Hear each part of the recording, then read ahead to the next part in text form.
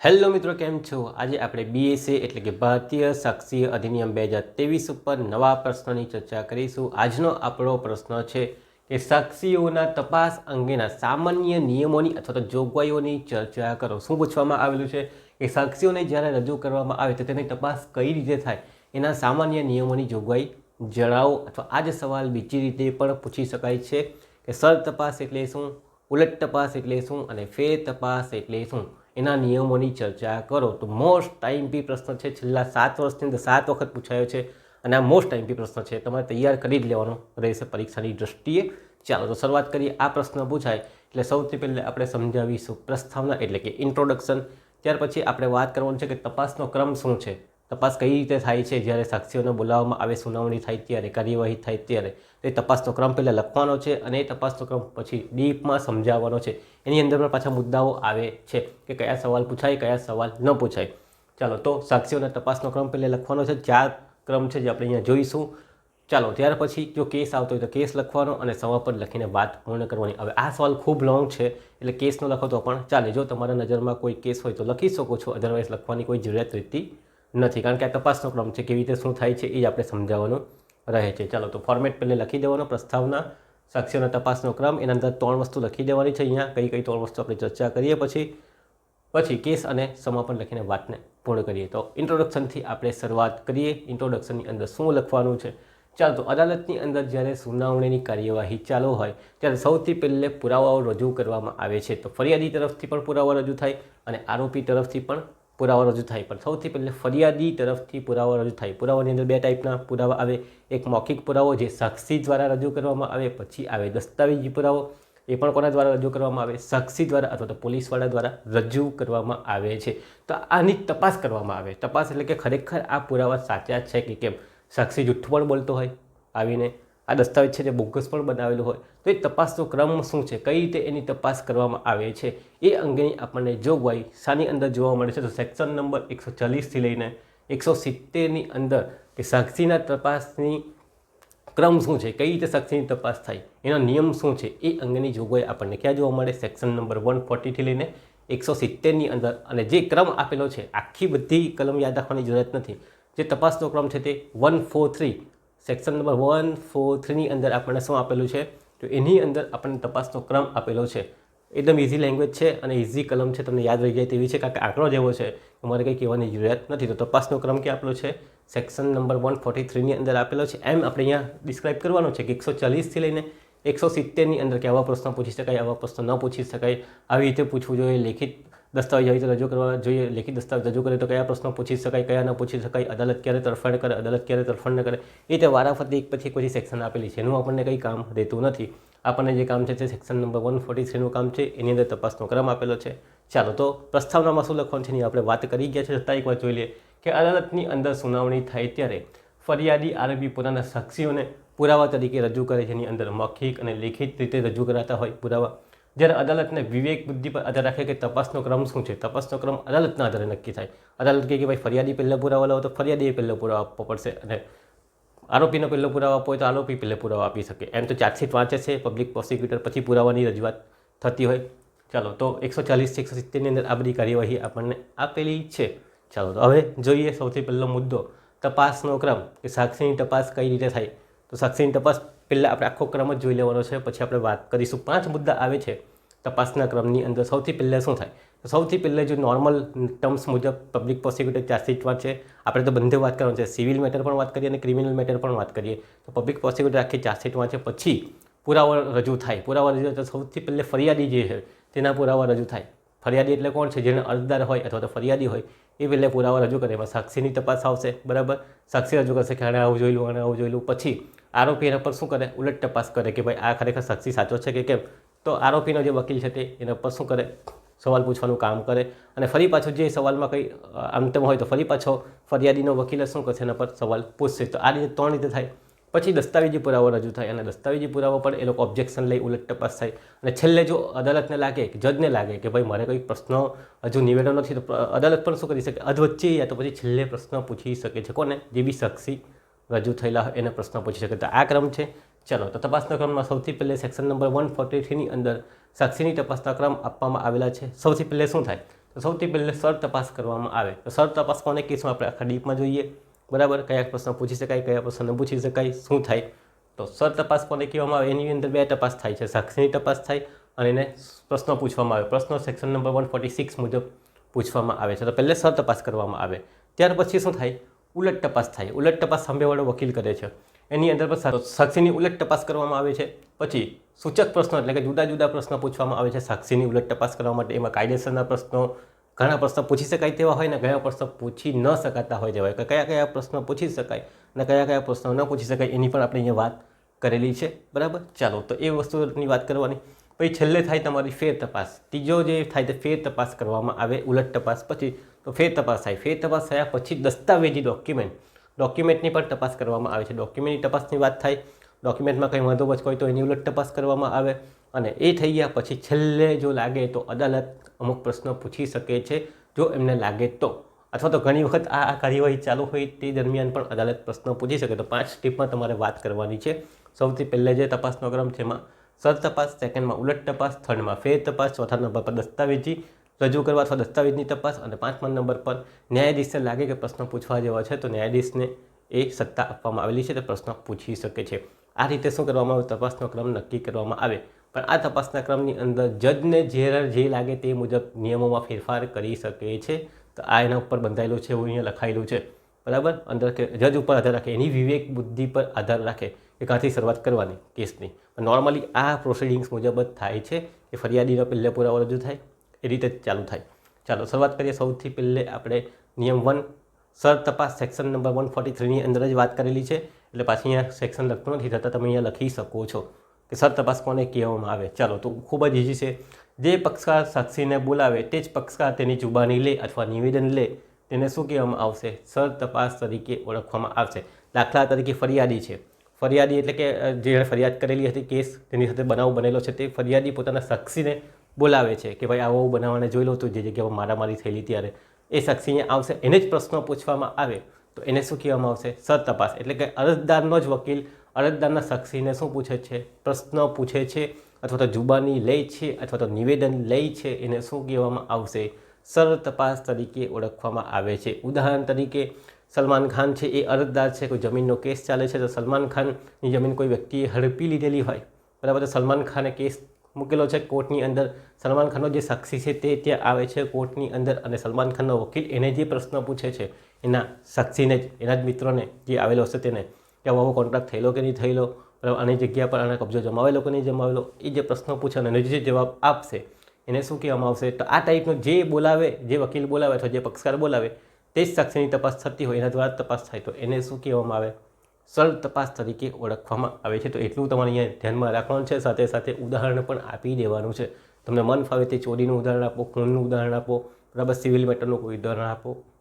તો સર તપાસ કોને કહેવામાં આવે? તો જે પક્ષકાર સાક્ષીને બોલાવે તે જ પક્ષકાર તેની જુબાની લે અથવા નિવેદન લે તો તેને શું કહેવામાં આવે? સર તપાસ તરીકે ઓળખવામાં આવે છે. ઉદાહરણ તમારી મરજી મુજબ બનાવવાનું રહે છે. ચાલો, મૌખિક જુબાની લેવાય છે.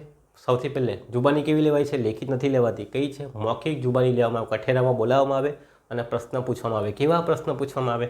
આપણે નીચે જોઈશું કે આવા પ્રશ્ન પૂછી શકાય, બરાબર. ચાલો તો જોઈએ. મૌખિક જુબાની લેવામાં આવે. એ મૌખિક જુબાનીમાં શું લેવામાં આવે? તો એણે નરી આંખે જે વસ્તુ જોયેલી હતી, કેવી રીતે શું બનાવ બનેલો હતો, શું હકીકત બનેલી હતી, તે પોતાના શબ્દોની અંદર ત્યાં રજૂ કરે છે. ઓલરેડી ચાર્જશીટની અંદર લખાયેલું જ હોય પોલીસની, પણ એ સાક્ષી ત્યાં આવીને પણ બોલતો હોય. તો મૌખિક જુબાની લેવાય છે. તપાસની હકીકત જે બની હોય, જે શબ્દોમાં બની હોય, જેવી રીતે બનેલી હોય તે ત્યાં આખી પૂરેપૂરી હકીકત કહેવામાં આવે છે. વધારાની વાત કરવામાં આવતી નથી. જે વસ્તુ બનેલી હોય તેવી તેવા શબ્દોની અંદર કહેવામાં આવે છે.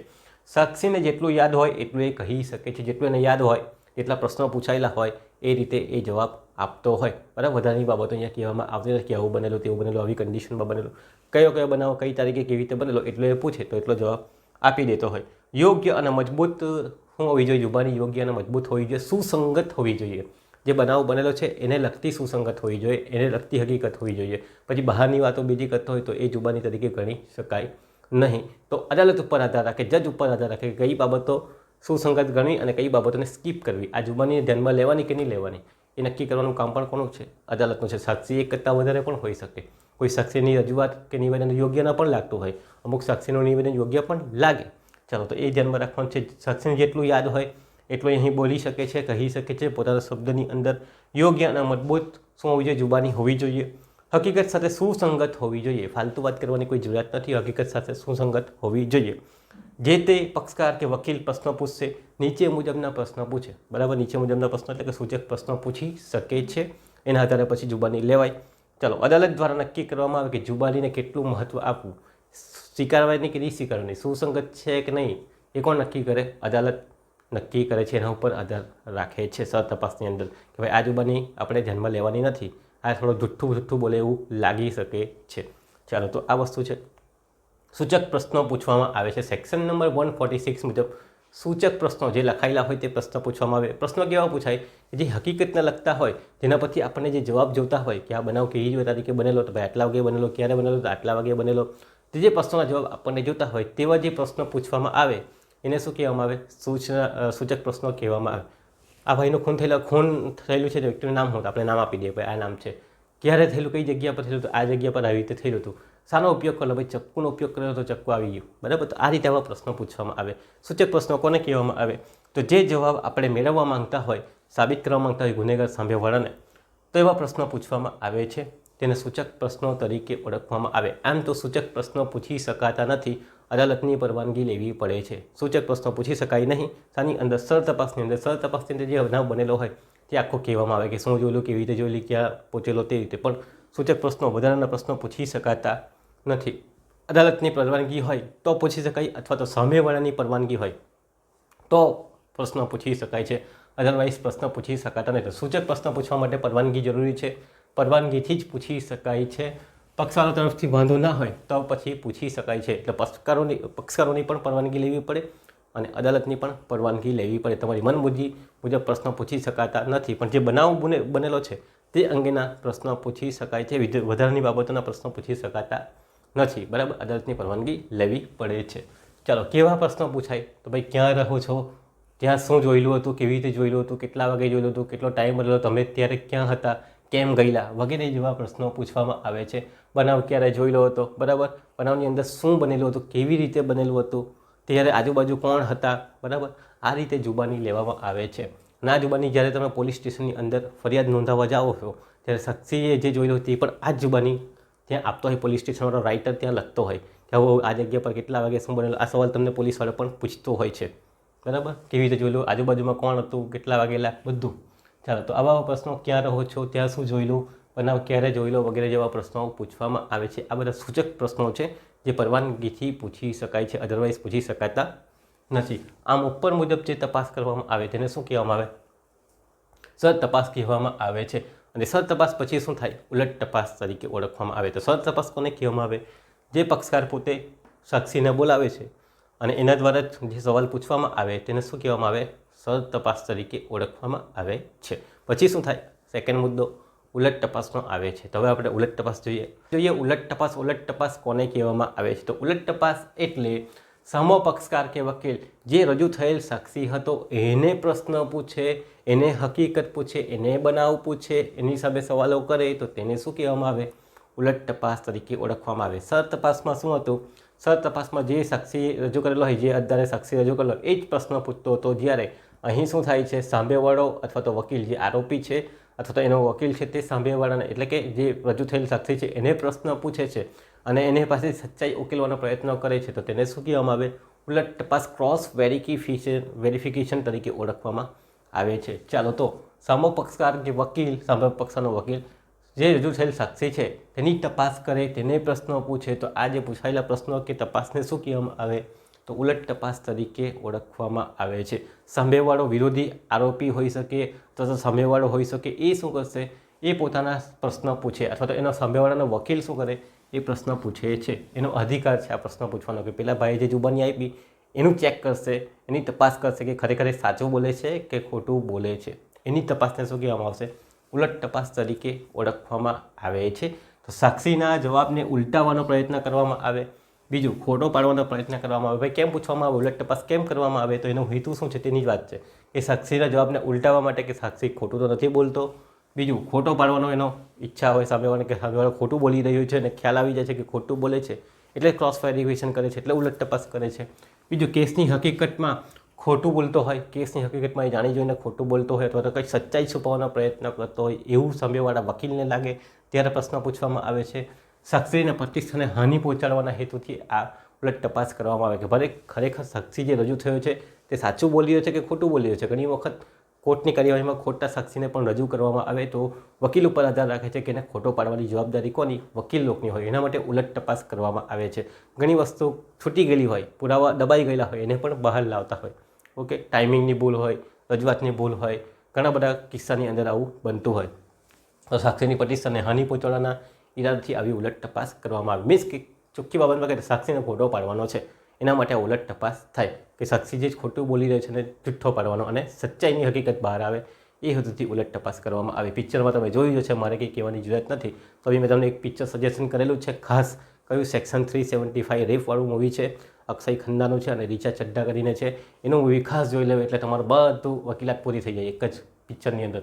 શોધીને કરી લેજો. બરાબર. ઉલટ તપાસનો હેતુ શું છે? ઉલટ તપાસનો હેતુ શું છે? તો કેસને નબળો પાડવો. ભાઈ પોતાના કેસને નબળો પાડવા માટે આવા ક્વેશ્ચન પૂછીને જજને થવું જોઈએ કે ભાઈ કેસમાં કંઈ લેવાનું નથી, કેસને નબળો પાડવાના હેતુથી કરવામાં આવે. બીજો, કેસની અંદર કોઈ ભૂલ રહેલી હોય, કાર્યવાહીની અંદર કોઈ ભૂલ રહેલી હોય, પુરાવાની અંદર કોઈ ભૂલ રહેલી હોય તો એ શોધી કાઢવાના હેતુથી. બીજું છે કે સાચી હકીકત બહાર આવે એ હેતુથી આ ઉલટ તપાસ કરવામાં આવે. પેલો ખરેખર ખોટું બોલતો તેને પકડવાના હેતુથી. બરાબર. બીજું, પોતાનો કેસ મજબૂત બને તે હેતુથી આ ઉલટ તપાસ કરવામાં આવે તો સામેવાળાને ખોટા પાડી શકાય અને પોતાનો કેસ પોતાને તરફેણમાં લાવી શકાય એ હેતુથી ઉલટ તપાસ કરવામાં આવે છે. અહીંયા બીજી એ ઉલટ તપાસ કઈ કરવામાં આવે છે કે સાક્ષીના ચારિત્રની પણ તપાસ કરવામાં આવે. સેક્શન નંબર 46થી લઈને 50 આનો પણ આપણે સવાલ બનાવેલો છે કે ચારિત્ર ક્યારે ક્યારે સુસંગત છે, ક્યારે ક્યારે સુસંગત નથી. અને એની પણ આપણે સેક્શન નંબર જોઈ લઈએ કે ભાઈ અમુક કિસ્સામાં ચારિત્રનો પુરાવો માંગી શકાય નહીં, અમુકમાં માંગી શકાય છે. તો અહીં સાક્ષીના ચારિત્ર અંગેની પણ તપાસ થાય. જે સાક્ષી રજૂ થાય એનું ચારિત્ર પણ અહીંયા રજૂ કરવામાં આવે છે. કોણ રજૂ કરે? આરોપી રજૂ કરી શકે છે. હવે આપણે વાત કરીએ ઉલટ તપાસના પ્રશ્નો કે ઉલટ તપાસમાં કયા કયા પ્રશ્નો પૂછી શકાય અને કયા કયા પ્રશ્નો ન પૂછી શકાય. બરાબર. એની આપણે વાત કરીએ. ચાલો તો સુસંગત હકીકત અને મુદ્દાની હકીકત છે કે નહીં તેવા પ્રશ્નો પૂછવામાં આવે.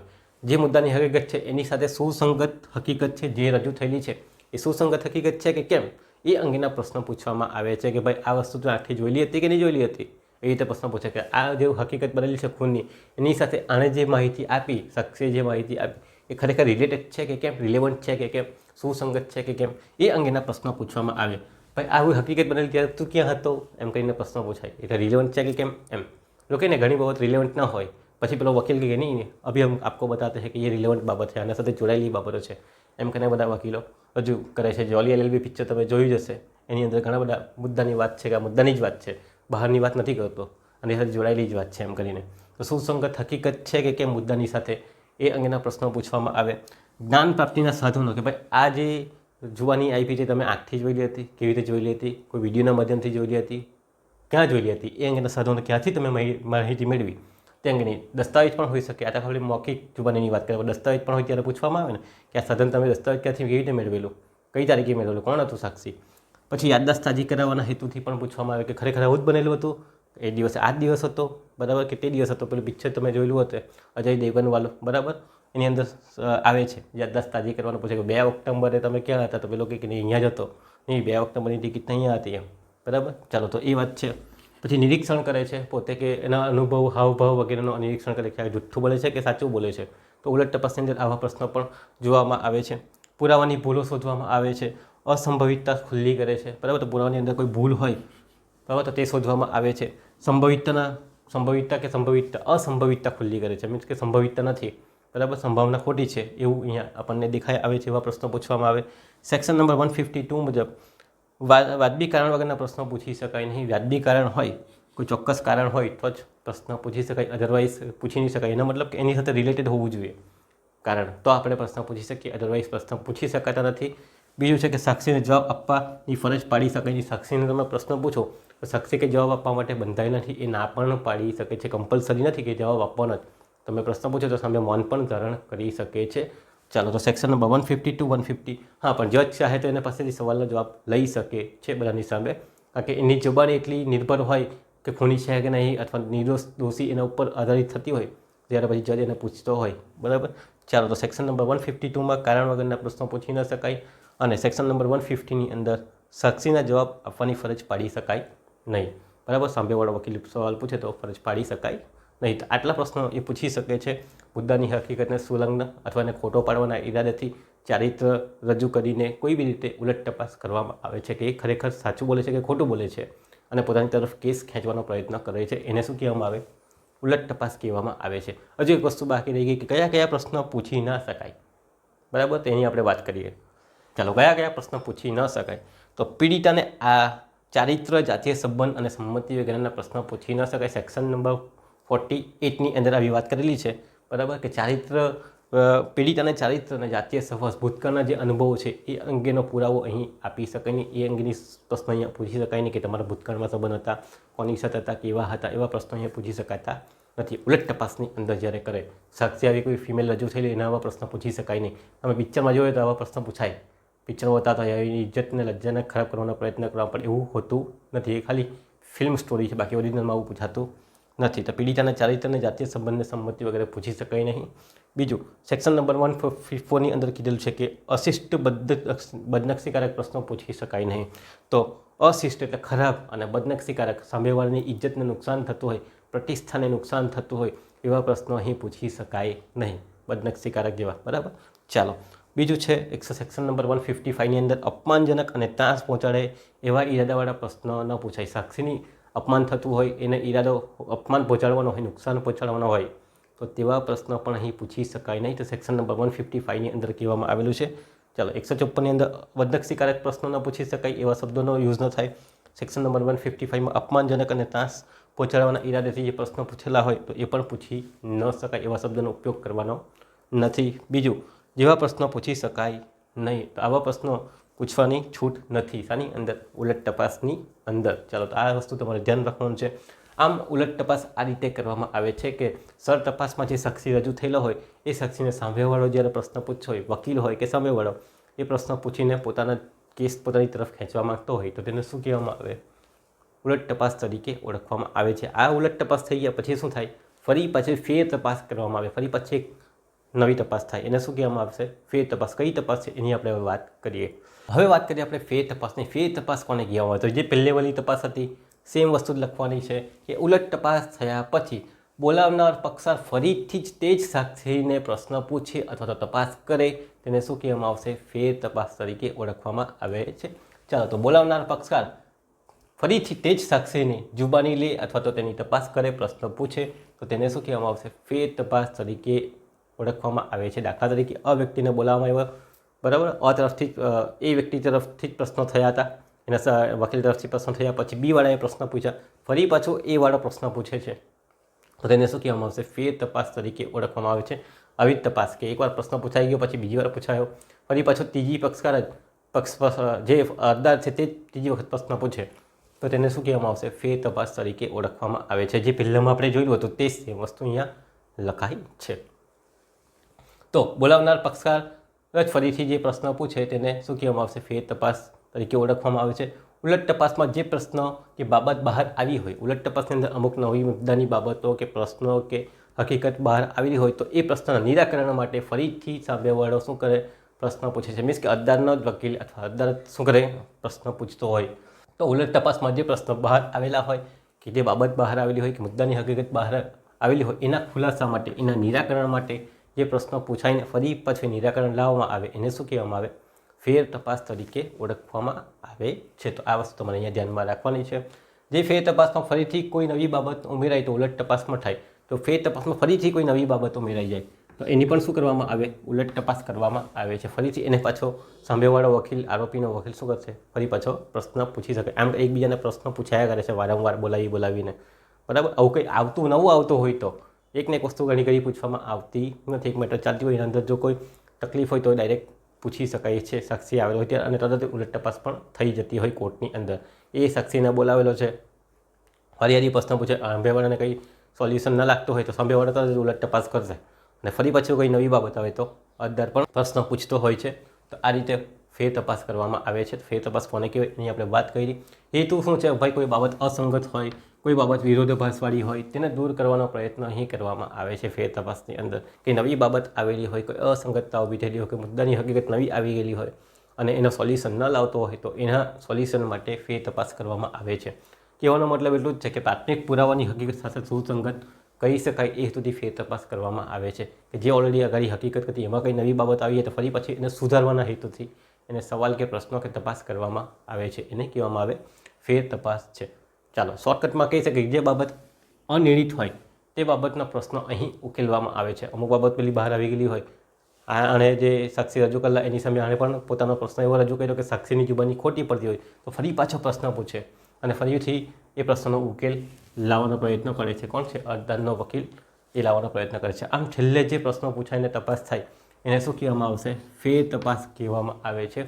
તો આ રીતે ફેર તપાસ થાય છે. ઉદાહરણ તમારે અહીંયા આપી દેવાનું છે. સર તપાસનું ઉદાહરણ પણ તમારે જાતે બનાવવાનું છે. ઉલટ તપાસનું ઉદાહરણ પણ જાતે બનાવવાનું છે. ફેર તપાસનું ઉદાહરણ પણ તમે જાતે બનાવવાનું છે. ઓકે, તો આ લખજો તમારા અંદર. તો આ રીતે ફેર તપાસ થાય. ફેર તપાસ થયા પછી શું થાય? ફેર તપાસ થયા પછી આગળ એક બીજી વાત આવે કે ફરિયાદીનો પુરાવો રજૂ થઈ ગયો, આરોપીને સાક્ષી રજૂ થઈ ગયા. હવે દસ્તાવેજી પુરાવો રજૂ કરવાના છે. આ મૌખિક જુબાની થઈ જાય પછી દસ્તાવેજી પુરાવો રજૂ કરવાના. તો ચોથો મુદ્દો આવે દસ્તાવેજી પુરાવો, સેક્શન નંબર 165 એ રજૂ કરવામાં આવે છે. તો અદાલતમાં સાક્ષી આવીને શું કરે? દસ્તાવેજી પુરાવાની રજૂઆત કરે છે. એટલે કે લેખિત પુરાવો હશે એ આવીને રજૂ કરે છે. અદાલત દસ્તાવેજી પુરાવાને શું કરે છે? તપાસે છે. બરાબર કે બરાબર છે કે કેમ, ખોટો છે કે કેમ તપાસે કરે છે.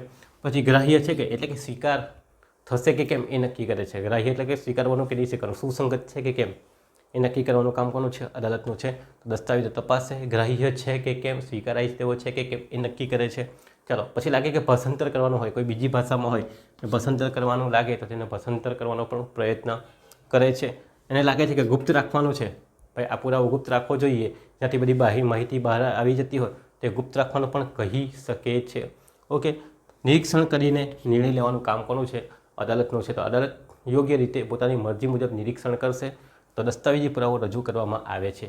ક્યારે? મૌખિક આખી જુબાની થઈ ગઈ, સર તપાસ, ઉલટ તપાસ, ફેર તપાસ પછી દસ્તાવેજી પુરાવો રજૂ થાય સેક્શન નંબર 165 મુજબ. તપાસના ક્રમની મુજબ આ રજૂ થાય.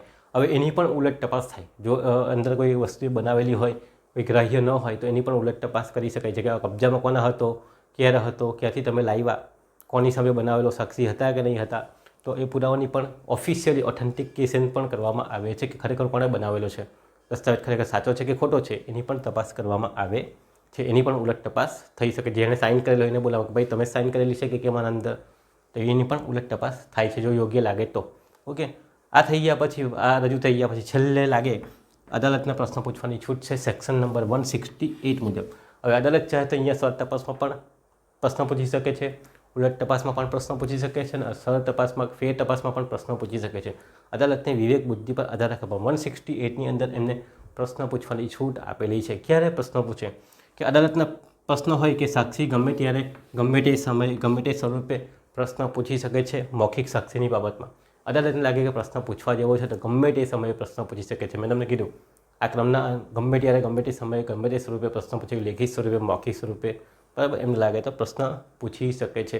અથવા તો દસ્તાવેજ રજૂ કરવા માટે હુકમ પણ કરી શકે છે તાત્કાલિક વચ્ચે કોઈ દસ્તાવેજ લઈ આવો, આ દસ્તાવેજની જરૂર છે. સર તપાસમાં જ કહી દે કે મારા પર દસ્તાવેજ હતો, બરાબર, તો કે લઈ આવો ભાઈ દસ્તાવેજ લઈ આવો, આપણે જોઈ લઈએ, એવું અદાલત કહી શકે છે. ઓકે, તો ત્યારે પણ અદાલત નક્કી કરેલા હોય તે મુજબ શું કરે? દસ્તાવેજ રજૂ કરવાનો હુકમ પણ કરી શકે છે. તો સાક્ષીને અદાલતને લાગે કે આ પ્રશ્ન ઇમ્પોર્ટન્ટ છે, નિર્ણયકારક છે, ત્યારે ગમે તે સમયે, ગમે તે સ્વરૂપે, મૌખિક કે લેખિત સ્વરૂપમાં શું કરી શકે છે? અદાલતના જજ પ્રશ્ન પૂછી શકે છે સાક્ષીને, બરાબર, અને સાક્ષીને દસ્તાવેજ રજૂ કરવા માટે પણ કહી શકે છે કોઈ પણ સમયે, કોઈ પણ સ્વરૂપની અંદર, કારણ કે એ નિર્ણિત થતું હોય જેનાથી કેસ એના માટે જરૂરી હોય ત્યારે તો આવા હુકમ કરી શકે છે. ન્યાયાધીશ કલમથી ફરી સત્તા આપવામાં આવેલી છે સેક્શન નંબર 160થી એમને સત્તા આપવામાં આવેલી છે કે ગમે ત્યારે એ પ્રશ્ન પૂછી શકે છે અને પછી નિર્ણિત કરી શકે છે. છેલ્લે બી પૂછી શકે છે, બરાબર, અથવા તો વચ્ચે પણ ગમે ત્યારે પ્રશ્ન પૂછી શકે છે. તો આ રીતે તપાસનો ક્રમ આપણને આપવામાં આવે છે કે સાક્ષીની તપાસ કઈ રીતે કરવાની. સાક્ષીની તપાસમાં સૌથી પહેલે સર તપાસ થાય, એના અંદર પ્રશ્ન પૂછાય, પછી સાંભળવાવાળો પ્રશ્ન પૂછે સાક્ષીને તો ઉલટ તપાસ થાય, પછી ફેર તપાસ થાય, ફરી પાછો એ જ અરજદાર પ્રશ્ન પૂછે, પછી દસ્તાવેજ રજૂ કરવા માટે કહે અને છેલ્લે ન્યાયાધીશ પ્રશ્ન પૂછે. તો આ રીતે જો આપણને પૂછાય કે સાક્ષીઓના તપાસ અંગેની જોગવાઈ જણાવતા આ રીતે પ્રશ્નનો જવાબ તમારે મુદ્દાસર લખવાનો છે. ઓકે, પ્રશ્ન પૂછાય તો શાંતિથી લખજો અને છેલ્લે તમારે શું લખવાનું છે? સમાપન. કે જ્યારે પણ અદાલતની અંદર સુનાવણી થાય ત્યારે સૌથી પહેલાં સર તપાસ થાય, પછી ઉલટ તપાસ થાય અને ફેર તપાસ થાય, પછી પુરાવો, દસ્તાવેજી પુરાવો રજૂ થાય અને એની અંદર કંઈ વાંધો કોઈ તો પછી ફરી પાછું ઉલટ તપાસ કરવામાં આવે છે અને છેલ્લે જો ન્યાયાધીશને લાગે કે કોઈ પ્રશ્ન નિર્ણિત ન થયો હોય તો ફરી પાછું સાક્ષીને પ્રશ્ન પૂછી શકે અથવા તો ગમે ત્યારે ગમે તે સ્વરૂપમાં કોઈ પણ કાર્યવાહી ચાલતી હોય ત્યારે પણ દસ્તાવેજ રજૂ કરવા માટે હુકમ કરી શકે અથવા તો સાક્ષીની તપાસ પોતે પણ કરી શકે છે. તો આ રીતે જ્યારે પણ સાક્ષીઓ રજૂ થાય તો આ ક્રમ મુજબ શું કરવામાં આવે તો આ ક્રમ મુજબ એમની તપાસ કરવામાં આવે. તપાસનો ક્રમ નક્કી કરવાનું કોનું કામ છે તો ભાઈ અદાલતનું કામ છે. અદાલતની વિવેક બુદ્ધિ ઉપર આધાર રાખે છે. તો આ પ્રશ્ન પૂછાય તો તમારે આ રીતે લાઇન ટુ લાઇન એક વસ્તુ ડીપમાં સમજાવવાની રહે છે.